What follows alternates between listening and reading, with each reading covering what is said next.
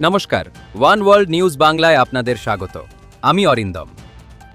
2026-এর আজকের দিনটি বাংলার রাজনীতির ইতিহাসে এক নতুন দিগন্তের সূচনা। দীর্ঘ 1.5 দশকের শাসনের অবসানে রাজভবন থেকে নবান্ন সর্বত্রই এখন পরিবর্তনের সুর।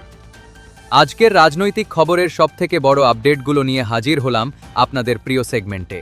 বাংলার নবনিযুক্ত মুখ্যমন্ত্রী শুভেন্দু অধিকারী নবান্নে তার প্রথম ক্যাবিনেট বৈঠক সারলেন। এই বৈঠকে সবথেকে বড় সিদ্ধান্ত, বাংলাদেশ সীমান্তে কাঁটাতারের বেড়ার জন্য বিএসএফকে দ্রুত জমি হস্তান্তর। অনুপ্রবেশ রুখতে কেন্দ্রীয় স্বরাষ্ট্রমন্ত্রীর দেওয়া প্রতিশ্রুতি পালনে এক চুলও জমি ছাড়তে নারাজ নতুন সরকার। রাজ্য প্রশাসনে বড়সড় রদবদলের ইঙ্গিত দিয়েছেন মুখ্যমন্ত্রী। পাশাপাশি রাজ্যে ভারতীয় ন্যায় সংহিতা কার্যকর করার ঐতিহাসিক সিদ্ধান্ত নিয়েছে মন্ত্রিসভা। পূর্বতন সরকারের অমীমাংসিত আইনি জট কাটাতে এটি এক বিরাট পদক্ষেপ বলে মনে করা হচ্ছে।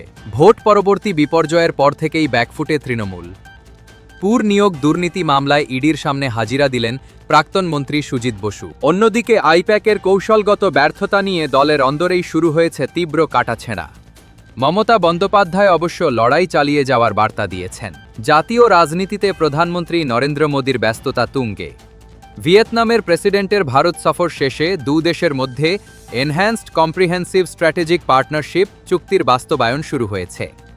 2024কে ভারত ভিয়েতনাম মৈত্রীর 10ম বর্ষ হিসেবে উদযাপনের প্রস্তুতি তুঙ্গে।